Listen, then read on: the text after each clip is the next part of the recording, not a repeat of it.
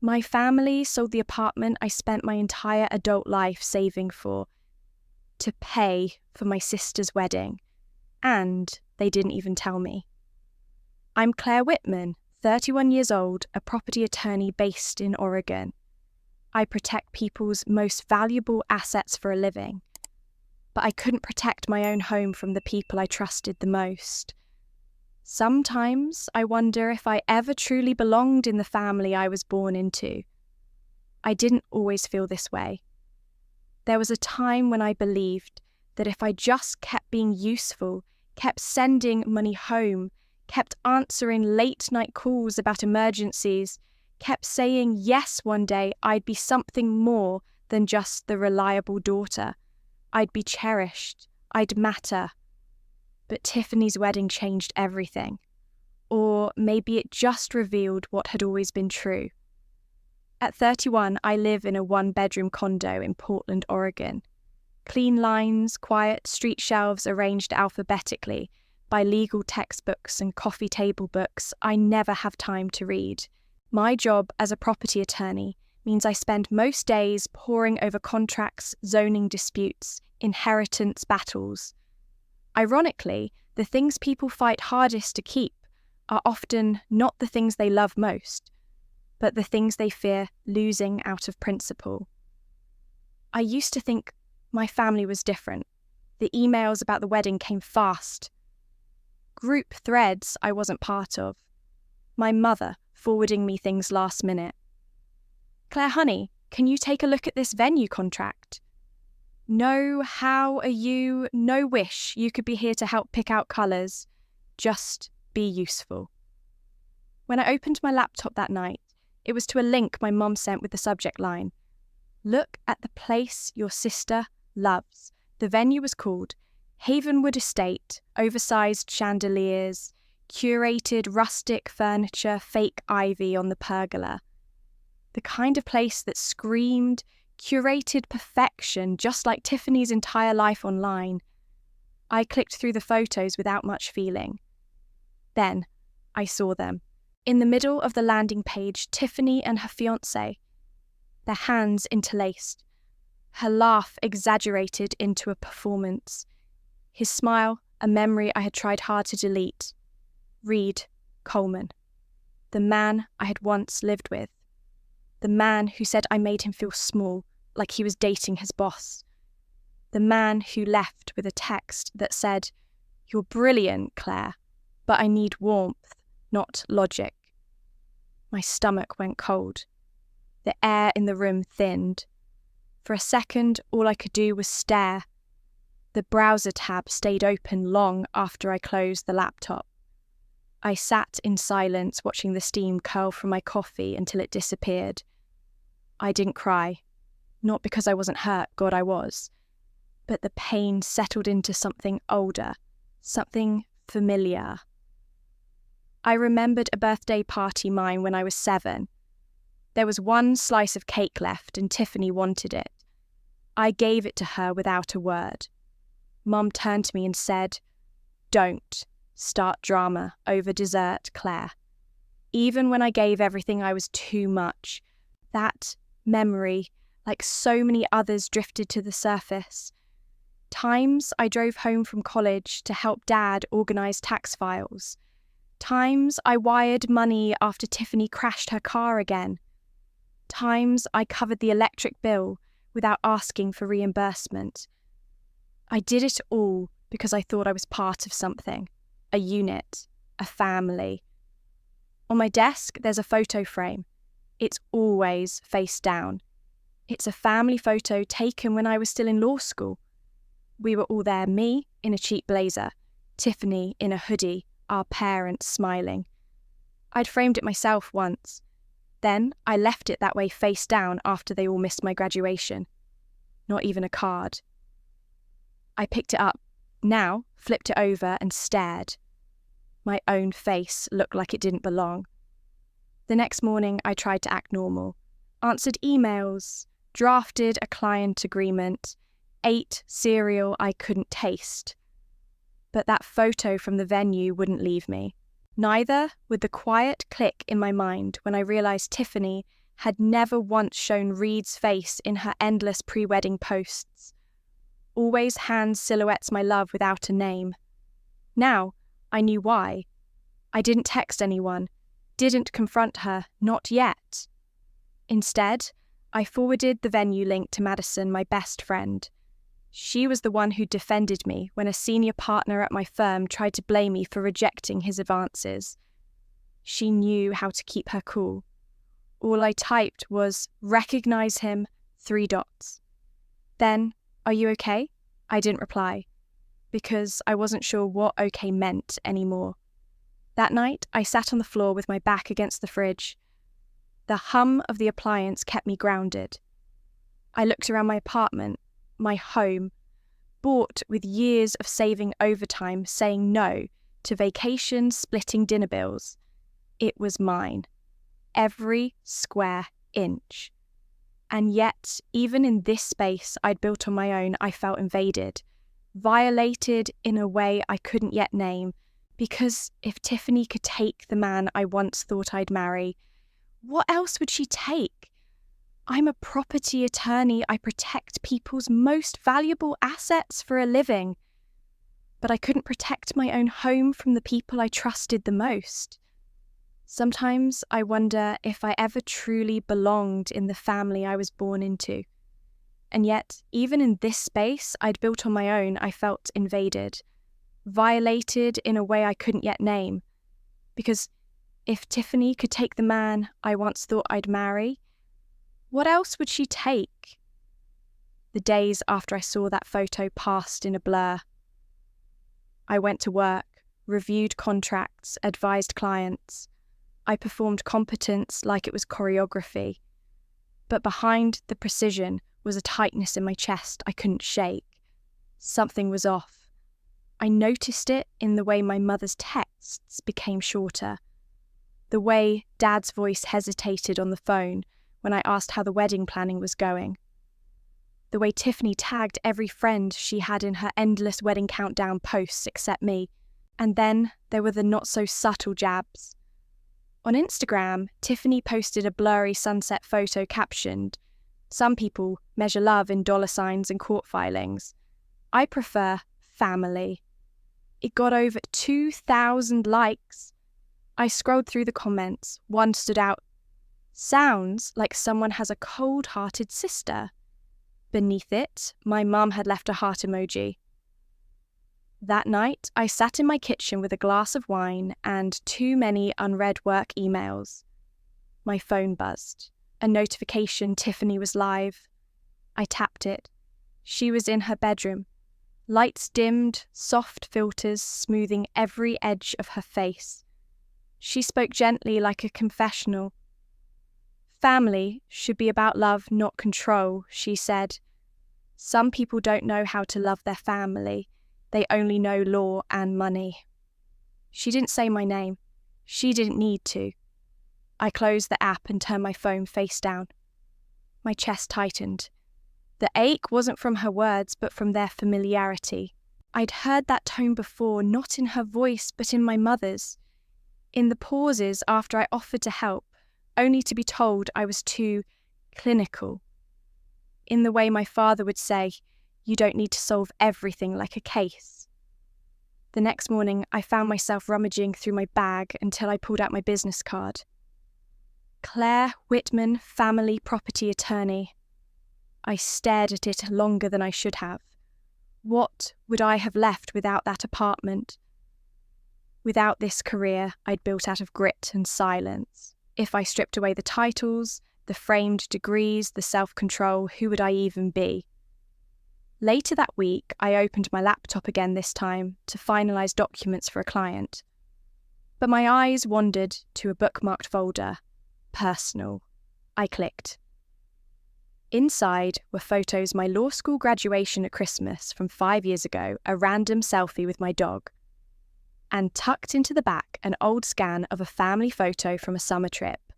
All of us younger, smiling, pretending. In that moment, I remembered my 8th birthday. I'd given Tiffany the last slice of my cake because she cried that hers was too small. I thought I was doing the right thing. But later, my mum scolded me for making a scene. "You made her feel guilty," she said. "That's not kindness." I was 8. But that moment taught me something in our family being good wasn't about intention. It was about optics. Now I saw it everywhere. Tiffany playing the perfect bride on social media while tossing passive-aggressive shade. My parents praising me to their friends, our daughter's a lawyer, but falling silent when I needed them most. There was an afternoon I won't forget. I walked into the local cafe I visit every Wednesday. The barista Mason smiled. "The usual, Claire," I nodded. It struck me then, this man who knew nothing about me except my drink order spoke to me more warmly than my own family had in weeks. That night, I opened a drawer and found 2 framed pictures. One was my law school graduation, the photo where I stood alone in front of the campus diploma in hand. My parents hadn't come. The second was Tiffany's prom picture, the whole family around her. My mother beaming, my father's arms slung around her shoulder. Claire didn't need to be asked to know which photo had once sat on the mantel. Quietly, I laid both frames face down. Then I picked up my business card again. And this time, I tore it in half. Not because I was giving up, but because something deeper in me was waking up something that had stayed quiet too long. Then I picked up my business card again, and this time I tore it in half. Not because I was giving up, but because something deeper in me was waking up something that had stayed quiet too long. It was a Thursday when the letter arrived. A cream envelope, heavy paper, the kind meant to look official enough to scare, but casual enough to pass under the radar. I almost threw it away, thinking it was another refinance offer or mortgage spam. But something about the seal caught my eye. Legal property transfer. My name, my address, and a signature that wasn't mine. I stared at it for a solid minute, willing the letters to rearrange into something that made sense. Then I sat down. My fingers shook as I flipped through the attached documents page after page detailing the transfer of ownership for my apartment. The one I bought myself. The one I'd fought to keep after breaking up with Reed. The one I thought no one could touch. There, it was a signature that was supposed to be mine. Smooth, almost perfect, but just off enough to curl my stomach. I hadn't signed anything. I hadn't agreed to anything. And yet, the apartment was gone. I called my mum first. "Oh, honey," she said with that breathy, placating tone I'd grown up hearing whenever she was about to spin something selfish into something saintly. It was just a small thing for the wedding. Tiffany was so worried about the venue. You know how these things go. You weren't really using the place all that much anyway. I wasn't using the place. I lived there. I worked there. I had turned that tiny space into something sacred. And you know, she continued, "You always said you'd do anything for family." This is that. I didn't even know how to respond. She made it sound like they'd borrowed a sweater without asking, not forged my signature and sold my apartment. When I called Tiffany, she didn't pick up. Instead, I found her Instagram story. She was twirling in a white robe with bride embroidered on the back, sipping champagne in front of a massive floral arch. The caption read, "Finally got my dream venue. Thanks to the best family ever." I dropped my phone. It hit the floor screen down, just like me. I picked it up again, watched the story one more time, just to be sure. Then I walked to the kitchen, poured myself the rest of the coffee from that morning, sat down at the table and tried to breathe. My breath didn't come. What came instead was a memory. 5 years ago, my parents had called in the middle of the night. They were behind on the mortgage. My dad's small business had collapsed and my mum's hours were cut. They were weeks away from losing the house. I wired them everything I had. I cancelled a trip. I didn't tell anyone. And afterward, no one mentioned it again. Tiffany posted about how blessed we were to have such a strong family legacy. I never asked for credit, but I never imagined I'd be erased. The documents sat on the table like a betrayal spelled out in Times New Roman. I reached for the coffee and my hand jolted too fast, too careless. The mug tipped over. Hot, brown liquid spread across the pages, bleeding through lines and numbers and lies. I didn't move to stop it. I just watched. Somewhere far away, my phone dinged. Phone. Another update. Another post. Tiffany again. This time, a photo of her ring. He did good my dream day. Shoot forever starts now.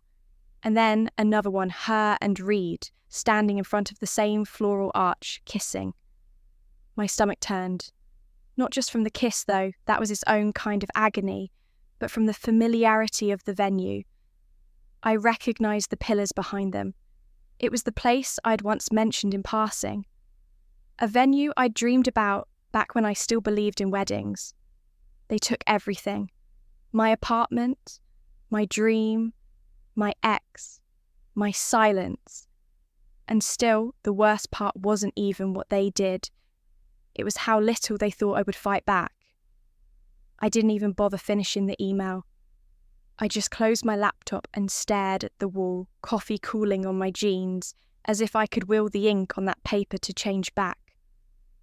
But nothing changes unless someone fights. The next morning, I put in a rare half day at the firm. I needed a quiet space to think. My desk was a sea of legal books and open tabs, but somehow I knew where I had to start verifying that forged transfer. Within hours, I'd arranged to meet 2 colleagues, senior attorneys I barely knew but trusted on reputation for dinner that evening off record to look over the documents.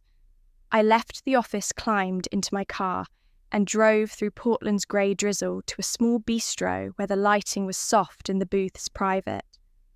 I sat across from them, Marcus and Lena, both experienced in real estate litigation. I slid the envelope across the table, explained in clipped, controlled tones what had happened. Marcus flipped open the envelope, scanned the pages. "This signature," he said after a moment, "doesn't match standard notarization patterns. It's too neat a clear copy, not static. And look at this stamp date. It's backdated 2 weeks before any contact with you." Lena looked at me. "Your name is genuine, but the strokes aren't. Whoever signed it used a scanned ID photo and a computer trace." She held up a printed email, a copy from your inbox. "Here, remember? Declining to sign, that's you." And this folder, she tapped the document labelled transfer request.pdf, is timestamped as uploaded 5 days later with a digitised signature. They had evidence in front of them, multiple red flags pointing to intentional forgery. Even better, they found breadcrumbs. One of the pages in the transfer documents included a middle initial I hadn't used since law school. That detail made no sense unless someone inside had access to old files. My breath caught. On the ride home, I pieced together the quiet version of events my parents used my old ID file. Probably the one I sent via email when Dad had trouble renewing his driver's license, scanned the signature from a low-resolution image, traced it over a new contract, and filed it with county records. They then acted surprised, and acted justified when Tiffany's wedding needed cash. This was deliberate, calculated, my own family manipulating documents while I trained to detect such fraud, trusted them blindly.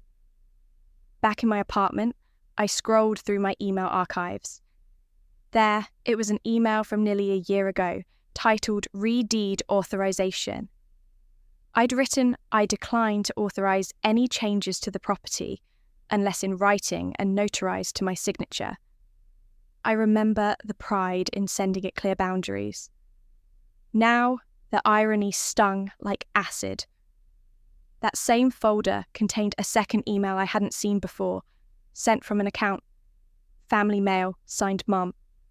It said, "Here is the signed copy per Claire's permission." That wasn't my handwriting. That wasn't my tone. But I couldn't ignore it either. I sat at my desk, head in hands, feeling the weight of betrayal deeper than any violation a stranger could inflict. My parents had erased my generosity. They'd repurposed my boundaries into manipulation. It was time to take that weight off. I pressed my thumbs against my closed eyes. This would be messy, painful, and going public might mean destroying what remained of my family. I opened my phone and texted Madison Emergency. "I need your help. Meet me tomorrow at my place. Bring notes." Minutes later, Madison called. She asked if I was okay. I said quietly, "Not really." Then I explained. Quick, sparse, precise. I could hear the shift in her voice as the scope of the scheme sank in. "Claire, this is a criminal," she said. "Forgery, identity theft, conspiracy. Worse, you have an email refusing consent and a forged doc that, if we document correctly, is a legal slam dunk." I felt a flash of relief in the midst of rage. I wasn't powerless. I had evidence, and I had someone who understood. She told me to gather anything relevant: scans, emails, the original envelope, and stamped docs, and promised to meet me at the firm the next morning. She'd already penciled me in for a pro bono case referral in her legal directory. She said, "We start with an injunction to freeze the transfer and reverse records. No one evicts you.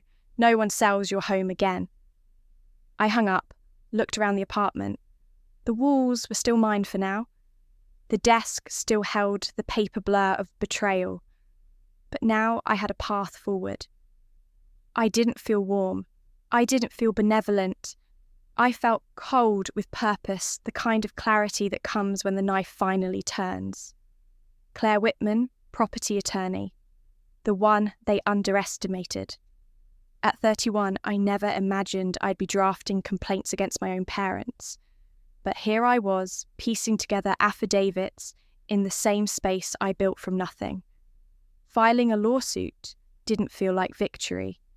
It felt like survival, and it meant choosing between filial duty and self-preservation. I spent the next morning staring at my living room window, tracing the reflection of tree branches against my coffee mug. Summer was ending, the sunlight shifting earlier each day. I'd promised myself I would try to act normal for a little while, answer emails, return Mum's calls, pretend I still cared. But the silence between us weighed heavier than any courtroom charge. Late that afternoon, Madison arrived with her laptop and 2 fat legal binders. She brought news a similar regional case won, where signature forgery by family members was reversed ownership restored. Not just that she recalled her own legal battle, suing her father in a dispute over her mother's house. At the time, people called her cold.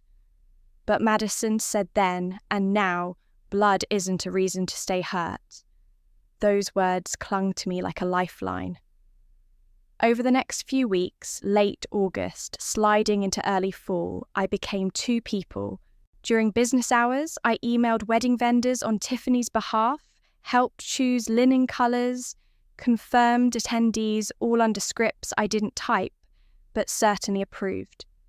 I didn't flinch when Tiffany Instagram streamed her path to the aisle of the century. I even sent a small wire donation for centerpieces out of habit more than obligation. Once the sun set, I switched modes. I'd slip into my makeshift war room, my bedroom, where I pinned documents to the wall, sorted evidence, annotated timestamps. I'd review call logs proving I never received notarized paperwork, compare email refusals against the forged versions, and map the chain of transfers. every detail helped me rebuild the story they destroyed. On one late September evening, I paused to read Madison's quote again, typed in pink marker across a legal notepad. Blood isn't a reason to stay hurt. It echoed louder than any plea I'd ever gotten from my parents to stay loyal, to keep the peace, to remember we're family. Family didn't sell each other's homes without asking. My phone buzzed with a new text from Dad. How soon can you send venue feedback innocent enough? I typed soon, left it there, and didn't call back. One afternoon, the entire family fell silent. No texts from my mother asking about centerpieces, no tagged photos of bridesmaids. I pretended to wonder if something had changed, but I knew they were avoiding me. They smelled the tide turning. They didn't know how far I would go. In those weeks, I let people think I was still the good daughter. I cared about colours and scripts and RSVP lists. The veneer cracked only when Madison and I met in my apartment to draft the civil complaint. We gave it a title no one expected: Claire Whitman versus Ava and Albert Whitman and Tiffany Whitman. I read the header aloud once and my vision blurred. It didn't feel true, but it was. I spent a Wednesday afternoon dropping witness information into the filing.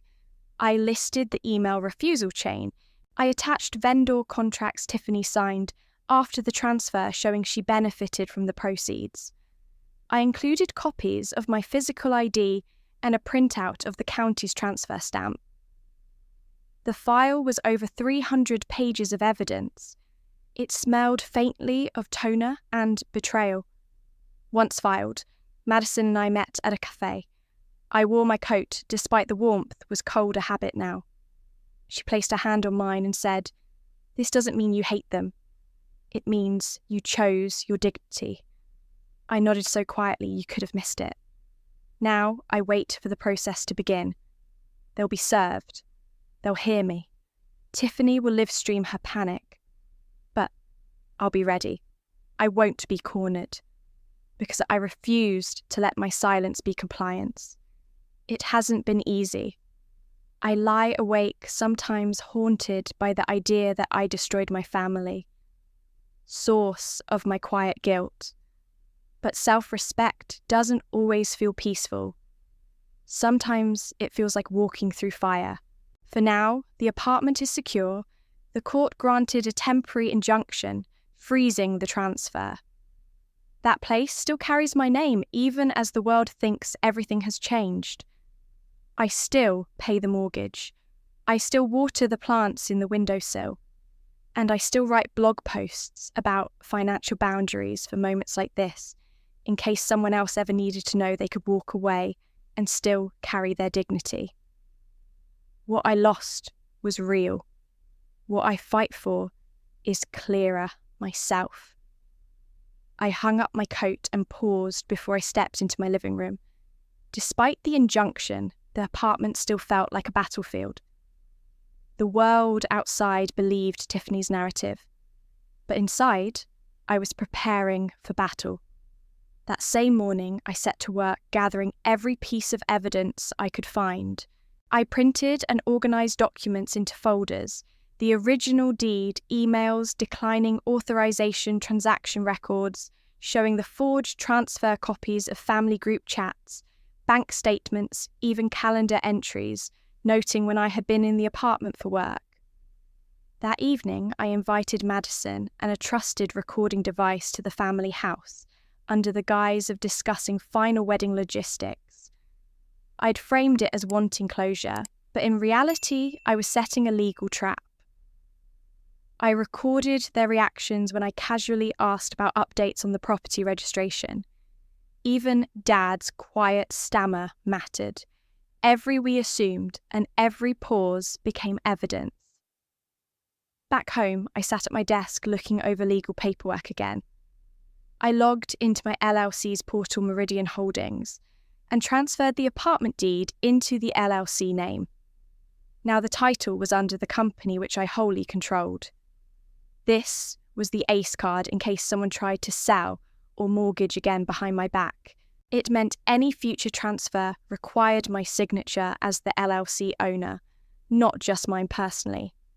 A small but crucial legal safeguard. While I worked, Tiffany's brand was on a different path. Her live stream got the first sniff of drama. She posted herself in tears, mascara, smudged voice trembling. My sister tried to ruin my wedding. She's jealous. I just want my fairy tale. Over the next 24 hours, her followers climbed by tens of thousands. Media outlets began quoting her story, bride betrayed by her sister. Comments were ruthless. How could she? She's evil. Your mum should be ashamed. She launched the hashtag #MySisterRuinedMyWedding. Her makeup crying story video reached 3 million views by morning. I hadn't even opened the comments, but the notifications arrived anyway. Threat slurs, thousands of direct messages. My email lit up with hate mail. Hope you lose everything, cold-hearted witch. I hope she gets punished. I felt none of the heat, only a strange emptiness, like wearing someone else's grief. I stepped through my apartment and began dismantling it bit by bit. I printed any wedding-related contracts, linked to Tiffany's vendor's florist venue band, and reviewed every line carefully. I pulled down family photos from the shelves, removed pictures of Tiffany in prom dresses and our childhood vacations. I boxed them carefully, labeling personal history removed. I replaced photos with stacks of foldable evidence, witness statements, Ronseal copies. I didn't realise I was crying until I saw water streaking my cheek while tracing the fine print of one contract. Late nights I paused, staring around the space that had meant everything. I whispered aloud, why did they think I'd keep staying quiet? And the truth felt hollow because I always had. Yet even as the world turned against me, I saw glimpses of clarity. Madison called. Don't read the hate, she advised. Stick to evidence. Stick to truth. People love spectacle, but courts love proof. I scheduled deadlines, disclosures, discovery, opposing counsel filings. My calendar flooded with reminders. Serve notice. Submit injunction extension. Media, do not comment.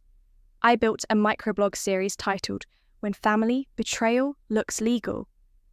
Sharing without naming names, the boundaries I was setting, property rights, emotional abuse, forged signatures. A few readers reached out saying they'd been in my shoes, parents misusing identity siblings, ignoring silent contributions. Their words made something shift in me. I wasn't alone. My anger had a purpose. Through it all, I stayed silent with them. I sent messages about dress fittings. I asked template questions about seating arrangements. I never replied to mothers' calls more than necessary. I didn't ask for apologies. I didn't call them out. Because in court, their silence and avoidance would speak louder. At night, alone in my bedroom, I sometimes traced the outline of my apartment in my mind, the corner where I signed my first legal brief, the plants I watered the windowsill where sunlight met paper. And I will it to be mine until the system forces them to accept it. I don't know how this will end. Tiffany's wedding day approaches. She might get her day, her fairy tale. But when the answers come, when the evidence hits, the world will know more than a sob story. They'll know the truth. For now, the battlefront is set behind me, stands the apartment under a legal LLC. Above me, a growing archive of records. In my hand, focus and resolve. Soon, the hearing date will come. I'll walk into court with composure, not heroism, not vengeance, but necessity. Because this fight isn't just to reclaim property. It's to reclaim my existence. I arrived early, watching through the frosted glass. as my parents and Tiffany huddled in the hallway before entering. They wore pastel too bright for a courtroom, Tiffany in blush pink hair loose and styled, Mom in light blue heels, Dad adjusting his tie. They looked like they were attending a wedding rehearsal, not a reckoning. When the clerk called, Case 237B, Whitman vs. Whitman et al., they took their seats expecting a transfer hearing, maybe a brief discussion, perhaps a polite handshake at the end. Instead, they found me already seated across the aisle with Madison, beside me, files neatly stacked. I wore a fitted black suit, crisp, minimal jewellery, my hair pulled back tight. I caught Mum's eyes from across the room, hers widened colours draining. Tiffany looked confused, then hurt, then raging all at once. Dad tried a stiff smile that collapsed the second Madison stood. The judge called the court to order. Silence filled the chamber. Madison rose first. She placed a thick binder on the witness stand and said calmly, "Your Honour, this is not a routine property transfer. This suit alleges that the defendants knowingly forged Ms. Whitman's signature on deed transfers, misappropriated her apartment, and engaged in defamatory statements via social media, overshadowing her character." Tiffany gasped. Mum pressed her lips together, eyes darting between me and Madison. Dad looked down at his clasped hands. The lawsuit text was read aloud. Charges including forgery identity theft, civil theft of property and defamation for framing me publicly as the villain under the hashtag My Sister ruined my wedding. As the allegations reverberated through the chamber, my pulse slowed. I closed my eyes for a fraction of a second, breathing in dignity, exhale betrayal. This, I told myself, was not revenge. It was justice. When the reading finished, the judge asked for my statement. I stood, slowly walked to the front, and opened my mouth. I'm Claire Whitman. I never signed any property transfer. My family used my old ID and a scanned signature to transfer an apartment that was legally mine. When I confronted them, they said I was too distant, that I owed it to family. Then, Tiffany posed as victim, claiming I was jealous, unloving. My name was written over. My contributions erased. My silence mistaken for compliance. I unclasped the small silver necklace Mum had given it to me the night I passed the bar, put it delicately on the court table before me. Everyone gasped. The necklace lay there glinting faintly. I don't need forgiveness, I said quietly. I need boundaries honoured. I returned to my seat, heart hollow but resolute. Tiffany began to sob loud and public. She's ruined my life. My wedding. How could she? She glared across at me, tears-streaked mascara down her cheeks. But it sounded false, over-rehearsed. I watched her collapse into her mother's shoulder. Madison leaned in and whispered, "That's fine. Let them cry." And they did. The judge asked for responses. Dad stuttered but tried to brush past it. We thought she wouldn't mind." Mum apologised, voice cracking. "We did it for Tiffany's wedding." Tiffany shook her head, shaming tears. She wanted attention. Madison cross-examined. Why was her email refusing authorization dismissed? Why, the signature has loops you haven't used since college. And why wasn't she told before the venue deposits? They had no answers. Stuttered, faltered, cried. But no paper trail. The court session ended shortly after. On my way out, reporters lined the hall phones on record pens poised. Tiffany ran crying into their arms, asking for statements about her sister's cruelty. I walked past cameras, offering nothing. Outside, Madison slipped an arm around me.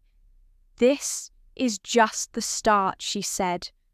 "Truth is powerful. Never apologise for using it." I nodded, looking back once as they escorted my family out. My mother turned her face away. Tiffany's hair was tangled, eyes red. Dad looked older, slimmer, spoken through. I took a steady breath. This was not over, but the ground had shifted. I wasn't their quiet daughter anymore. I was the one who walked in with purpose, who carried evidence, who ceased to be invisible. I didn't walk back into that courtroom to win back what I'd lost. I walked in to end the story others had written for me. When it was my turn to present, I stood with my laptop, a folder thick with documentation and a calm I'd fought to earn. Madison adjusted the microphone.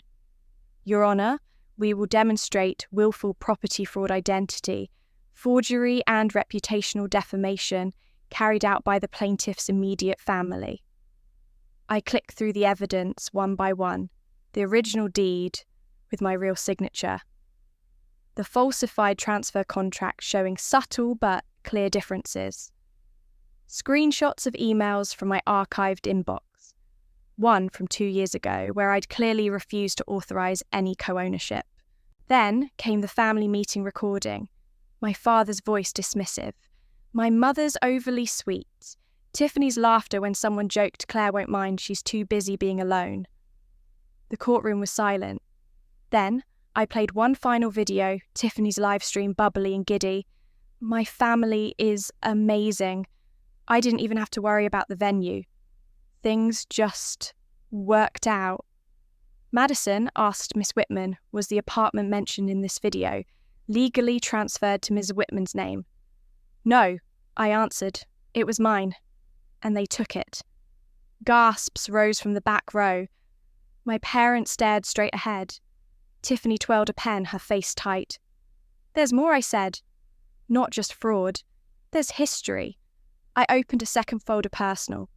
Old photos, screenshots, and then the emails, the real ones, dated a month before Reed broke up with me. Tiffany, don't tell her, I swear I'll keep it secret. Reed, you're nothing like Claire. You make me feel like I can breathe again. I read the exchange out loud. Reed and Tiffany had been seeing each other behind my back. I looked at Tiffany. You said you hated Reed. You told me he was arrogant, selfish. She didn't answer. The judge asked Ms. Whitman, do you claim the defendant and your sister began a relationship during your own? Yes, I said. He broke up with me 3 weeks later.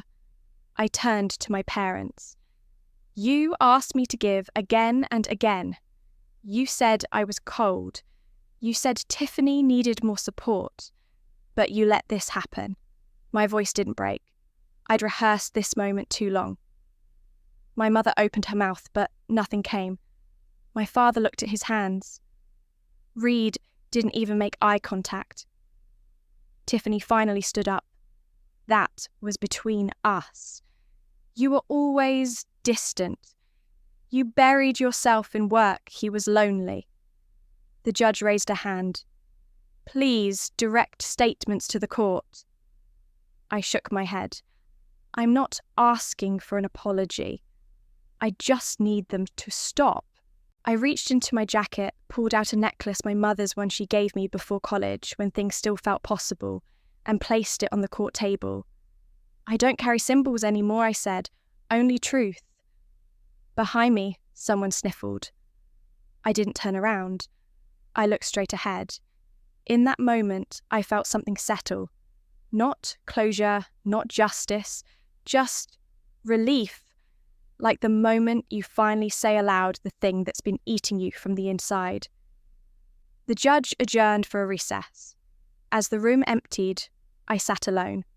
For once not as the quiet daughter, not the betrayed ex, just Claire Whitman, who no longer disappeared.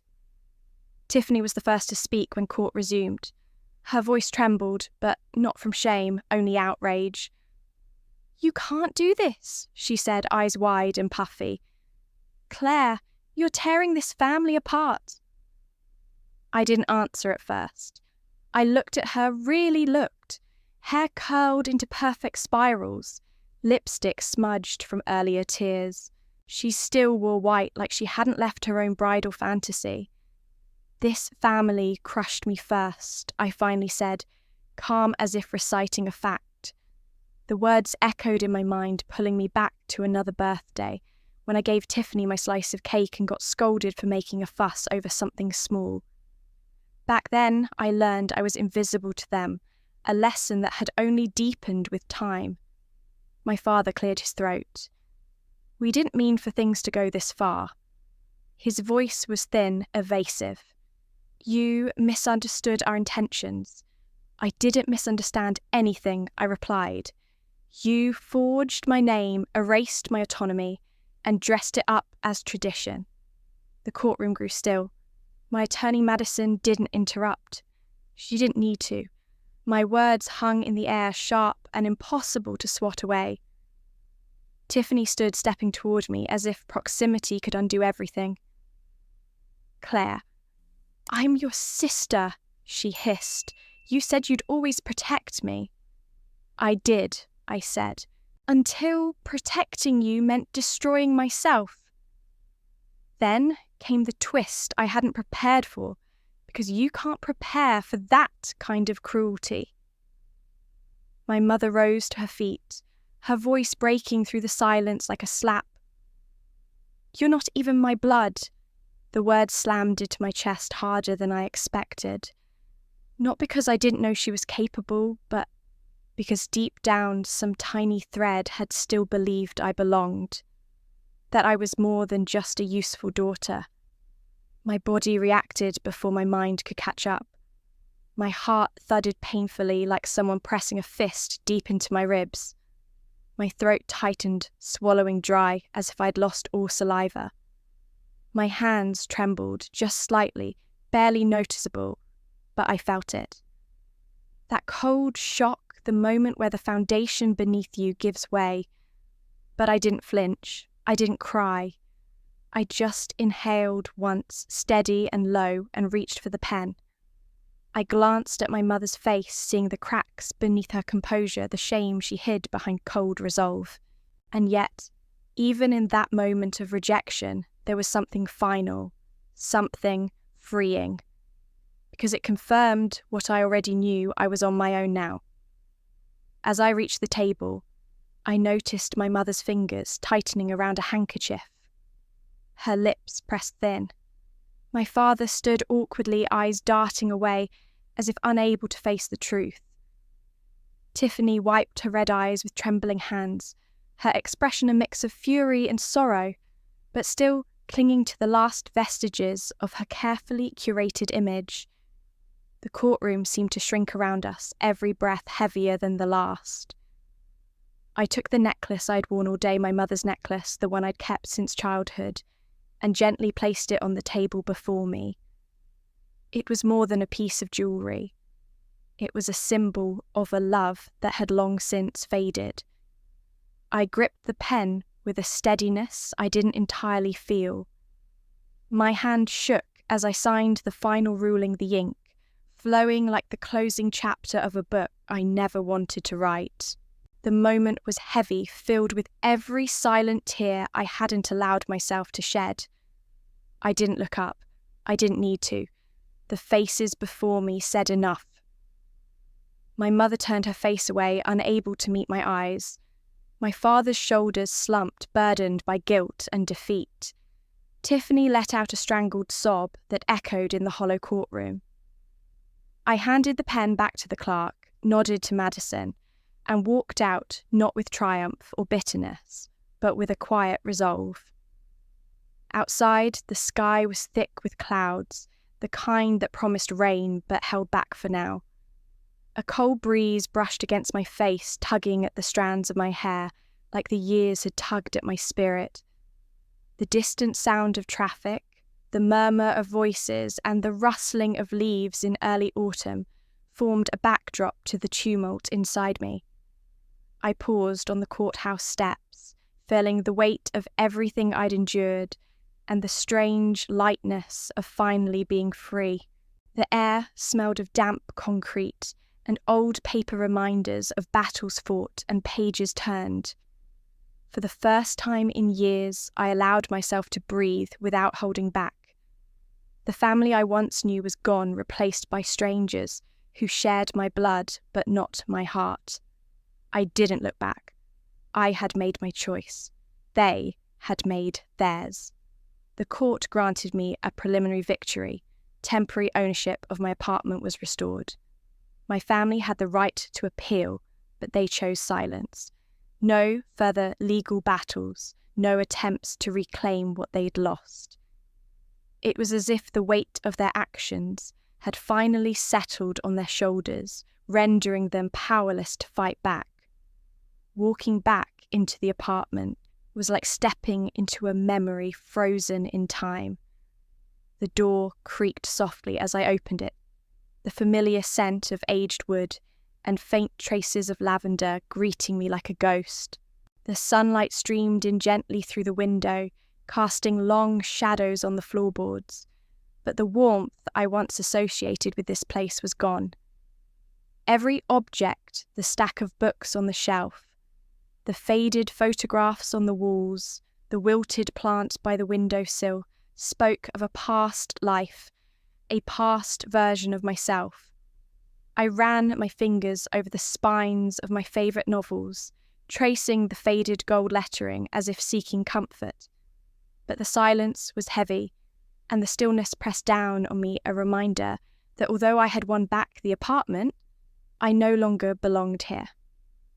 I remembered how once this space had been my sanctuary, where I laughed with friends, dreamt of a future untainted by betrayal, and found solace after long days. Now it felt hollow, like a beautifully crafted shell with nothing alive inside. The dreams I had pinned to this place felt fragile, as if they could shatter with the slightest touch. I realised that the loss I'd suffered was more than just physical. It was a fracture in my identity, a wound that no legal ruling could fully heal. Outside, the world was watching.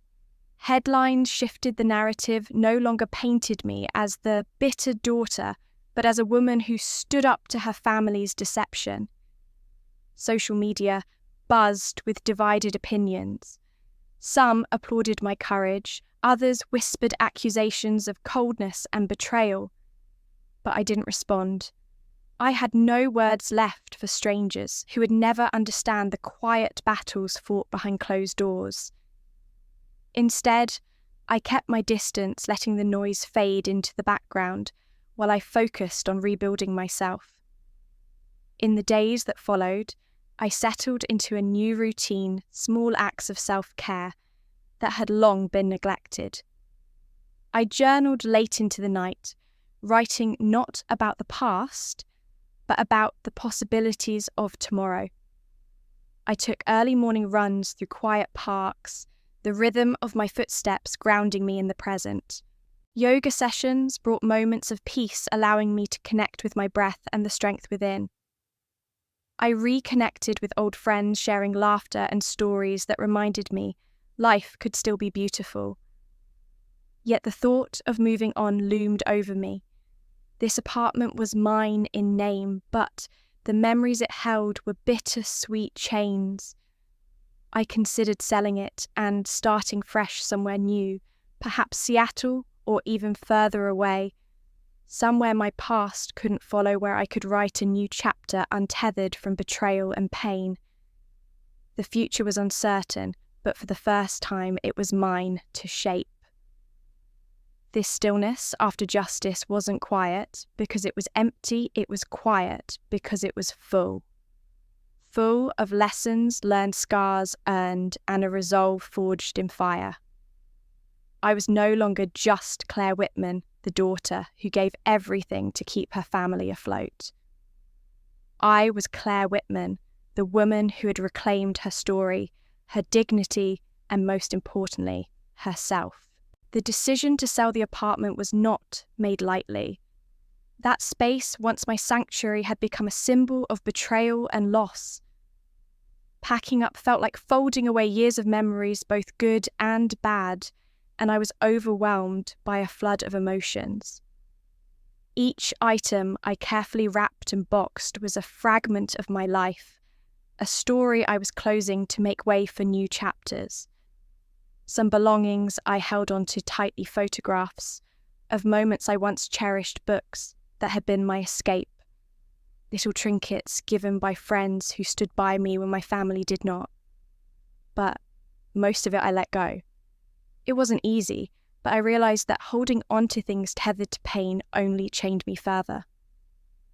The day I handed over the keys, I felt a strange mix of relief and sorrow. That door closing behind me was a definitive end and a fresh start at the same time.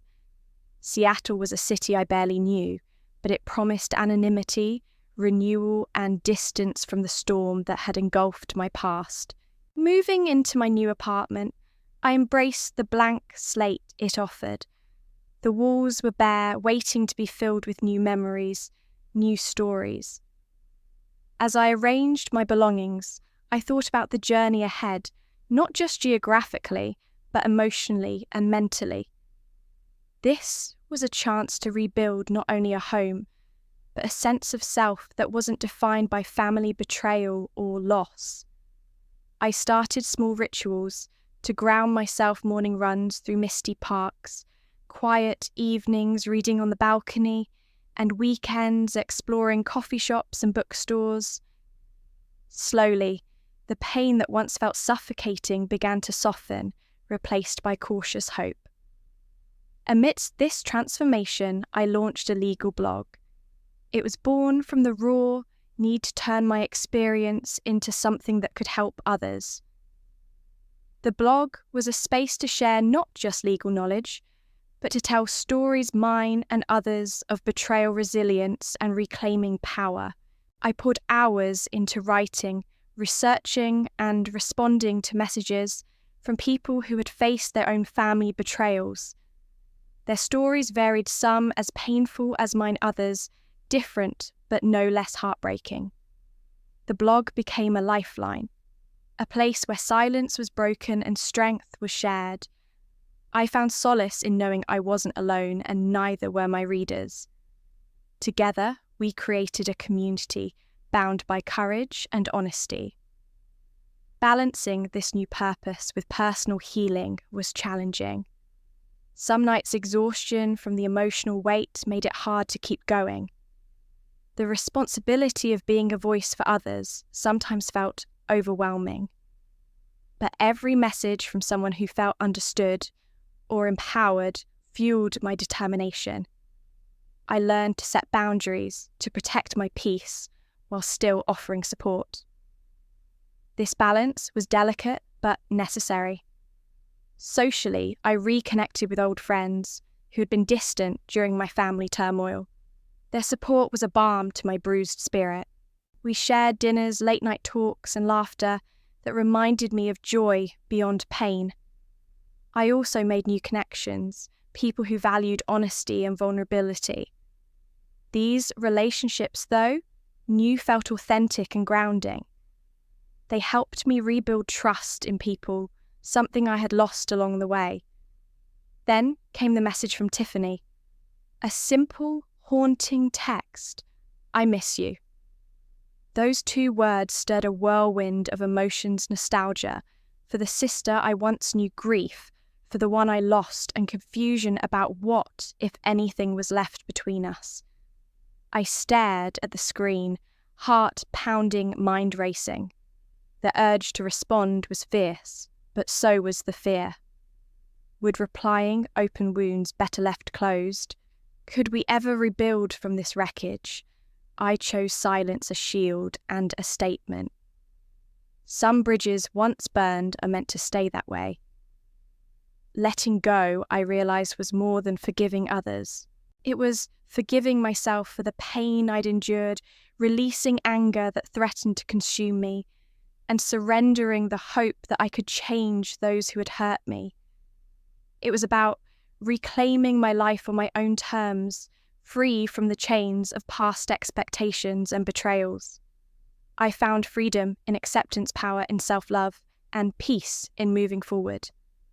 This was my rebirth, quiet, painful, and beautiful in its own imperfect way. I was no longer defined by my past or by the roles others had forced upon me. I was Claire Whitman, fully and unapologetically. One morning, I found myself in a small coffee shop, nestled between towering office buildings, a place where the hum of conversation was soft enough to allow my thoughts to settle. The aroma of freshly ground coffee mingled with the faint scent of worn, leather-bound books on the shelf nearby. I pulled out my laptop, opened a new document, and began to write. I used to think love meant enduring. Now I sit still just to be at peace. The words flowed naturally, a gentle reminder to myself that survival wasn't about endless struggle, but about finding quiet moments of calm amid chaos. Around me, people were engaged in their daily routines. Some hurried, others lost in thought, all unknowingly sharing a space where I was reclaiming my voice. No one from my past reached out with apologies. No one came back to fill the void left behind. That silence, once deafening, was now a canvas on which I painted my own future. I embraced the stillness as a sign of strength, not defeat. Outside the window, the city moved on, indifferent but alive, mirroring the new rhythm I was crafting for my life. I envisioned Tiffany, somewhere far from here, draped in her old wedding dress, sitting alone in a dimly lit room. She was scrolling through old video clips of us two sisters, intertwined by history and heartbreak. Her face reflected a mix of nostalgia and regret emotions, tangled with the pride she once wore like armour. As I wrote, I thought about the distance between us, not just miles, but choices, truths, and unspoken words that stretched wider than either of us could bridge. But I was no longer defined by what was lost or broken. I was defined by how I chose to move forward. With every keystroke, I reclaimed my dignity crafting stories, not of victimhood, but of resilience. The blog became my sanctuary, a place where pain transformed into empowerment. Readers from all over reached out sharing their own stories of betrayal and healing. Through their voices, I realized that I was part of something larger, a community of people choosing to stand up, speak out, and walk away with their heads held high. The coffee shop became my refuge, a place where I met with friends, forged new connections, and rediscovered the simple joy of being heard without judgment. I smiled, more now, laughed freely, and learned to trust again, slowly, cautiously, but sincerely. This chapter wasn't about the past. It was about the present and the unwritten pages ahead. I was no longer a shadow fading in the background of a family story. I was the author of my own narrative writing with clarity, courage, and conviction. And in that quiet, small coffee shop, surrounded by strangers and stories, I found peace. Not because everything was perfect, but because I had finally made peace with imperfection. My story was mine to tell, and this time I told it on my terms. If you're listening and feeling that same ache, the quiet pain of being overlooked, misunderstood, or betrayed, know that you're not alone. Healing doesn't mean forgetting or pretending everything's fine. It means giving yourself permission to feel, to grieve, and then to rise step by step toward your own peace. Today, more than ever, people are finding strength in community, in sharing their stories, and in embracing vulnerability as a path to freedom. Whether through therapy, trusted friends, journaling, or simply sitting with yourself in silence, there's a way forward that honours your journey. So if this story spoke to you, if it stirred something inside, I invite you to join this space where real stories meet real healing. Subscribe, share your own journey in the comments below, and remember, sometimes the bravest thing you can do is simply choose yourself.